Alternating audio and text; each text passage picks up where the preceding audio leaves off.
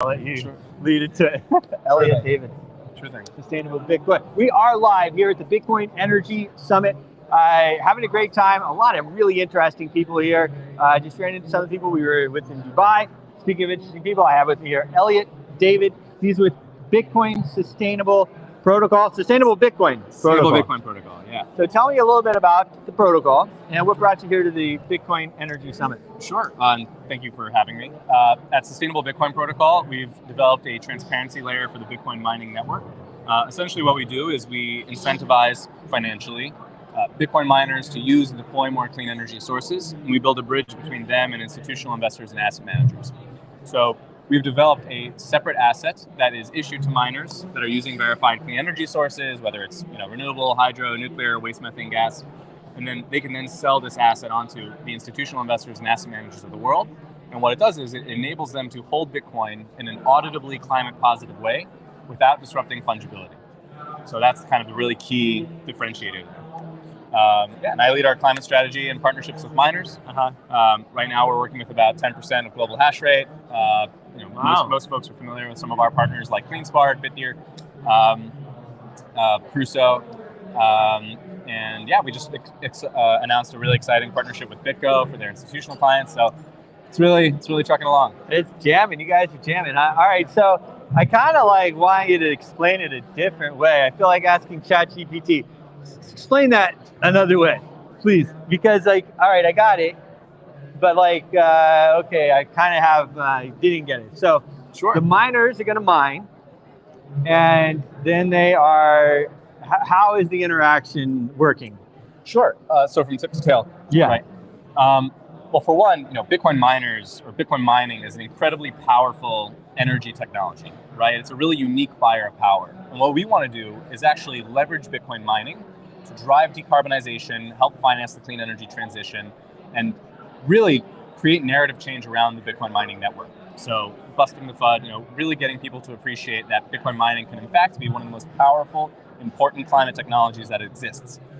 So in terms of how we work, a miner would come to us. They would, be mining Bitcoin using some kind of energy source, let's say solar, wind, nuclear, hydro, whatever. We would then have a third party verify that energy use, that they are in fact, we believe in verifying, not trusting. Right. As we all do in the space. As we all do, we're Bitcoiners through and through, so, Yeah. Don't trust, verify. Right. Once we verify that a Bitcoin miner is in fact using clean energy sources, every time they win the block reward, every time they, win Bitcoin, we would send them this separate asset, which is called a Sustainable Bitcoin Certificate, which you can think of as like a clean energy derivative of Bitcoin mining. So it's totally separate from the Bitcoin. We're not touching Bitcoin. We're not trying to create a competitor or anything like that. It's essentially a premium on sustainable Bitcoin mining. So they receive this asset. So now the Bitcoin miner has Bitcoin. They have this SBC, and they can then sell this SBC to Fidelity, Goldman, BlackRock, any of these institutional investors, asset managers. They will then add this SBC to their holdings, and now they can make a climate positive claim. Interesting. Yeah. So the SVP, which is stands for. So the SBC, which is the Sustainable Bitcoin Certificate. Okay, I knew it was a lot of acronyms, a lot of wonky names. Right, no worries. So is that theoretically or holding the Bitcoin itself, or is it just something else? Like you take the Bitcoin, you sell it, separate. And then you have this. Exactly. So the miners can hodl both, they can sell both, they can do whatever they want with their Bitcoin, with their SBC. It's totally up to them. Okay. Our whole thesis is that you don't need top-down regulation or anything like that. It's a totally market-based, incentive-based mechanism, not policing anybody. If you want to mine Bitcoin with gas or whatever, power to you. But if you're already mining Bitcoin with a clean energy source, you're providing an environmental benefit. You should get paid for that. So as an example, we had our pilot transaction with CleanSpark a few months ago. Okay. They're mining with clean energy in Georgia. They mine Bitcoin. We send them the SBCs. They then sold these SBCs to a fund in France, I believe, and at a profit. So it's a way to actually reward Bitcoin mining using clean energy without touching Bitcoin, without saying there's green or non-green Bitcoins, because that's, that can't happen. We've got to preserve fungibility. So it's essentially a way to solve two problems. One, if you're a miner using clean energy, it's a way to actually reward you for that activity. to monetizing your clean energy procurement, Yeah. which then also obviously is good for your bottom line, for revenue, stabilizes your business model. But then for investors, right? So if you're Elon Musk and at Tesla and you want to, you're concerned about the environmental impact of Bitcoin, however many Bitcoin they have in their balance, they would add the equivalent number of SBCs. And now anybody can look at Tesla's balance sheet and they could say, okay, I know that Tesla is in fact holding Bitcoin in a climate positive way without tagging or saying anything, without bifurcating their actual Bitcoin. Interesting. So that's the problem that we've solved for. I wish I could say I came up with it myself. I was about to ask. So what is your role in the whole scheme of things? So I lead our climate strategy, Okay. which means I interact with the Bitcoin miners themselves, also with environmental, nonprofits, NGOs, academic institutions, climate experts. I also lead our policy engagement, so basically trying to explain to them that, the lawmakers, that not only should they not sort of tackle or attack Bitcoin, but we can in fact use Bitcoin and Bitcoin mining to achieve all of our climate goals.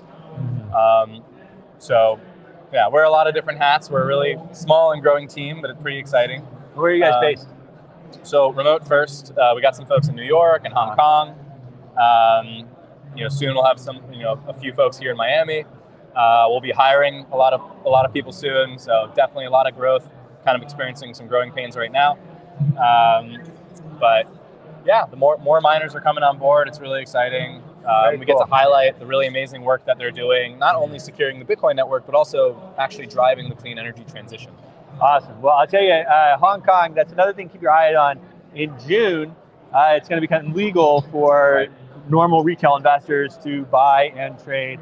I think they're trying to limit to the top 20 or 40 different coins, but still that is going to help in this, I think, probably uptrend that we have, or at least stability through the rest of the year. It's been a wild ride. Absolutely. Hong Kong is sort of a big hub. We're also looking at London. I mean, our product is really institutional facing. And so I mentioned, we just announced a big partnership with BitGo, and we have a couple of other institutional partnerships down the pipeline. But what BitGo is going to do is two things. One is that they're going to custody our asset for their, I think, over 1,500 institutional clients for free. So if you're custodying with BitGo, they'll actually hold your SBCs at no charge. And on top of that, we're also developing a proof of sustainability API. So the same way that a lot of these exchanges are now thinking about how do we improve transparency, how do we have proof of reserves. If you are, BlackRock, if you are Goldman, if you are an ETP like 3iQ or whoever, Valkyrie, and you are holding Bitcoin in a fund or a trust or whatever, you could essentially use BitGo's proof of sustainability API, and that way people wouldn't have to trust you. They could verify, in fact, that you are making, the claims you're making are true. So trying to get rid of trust and improve transparency in the ecosystem. Well, guys, it's really interesting stuff. I feel like I could ask some questions kind of for quite a while longer, but I think you'll probably want to dig in as well. What's the website, social media? How do people find you guys? Sure. If you're a miner or energy company, feel free to reach out to me. I think my Twitter handle is going to be in the post. Elliot_J_David. Terrible Twitter handle. And our company's Twitter handle is SustainableBTC.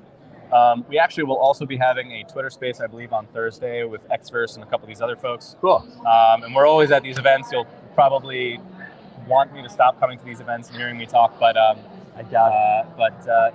Yeah, feel free to reach out to our team. We're always happy to work with folks who are passionate about Bitcoin, passionate about saving the planet. And I hope everybody enjoys the rest of the conference. Awesome. Elliot, David, thanks so much for coming on. Make sure to check them out. Really interesting project. See you soon.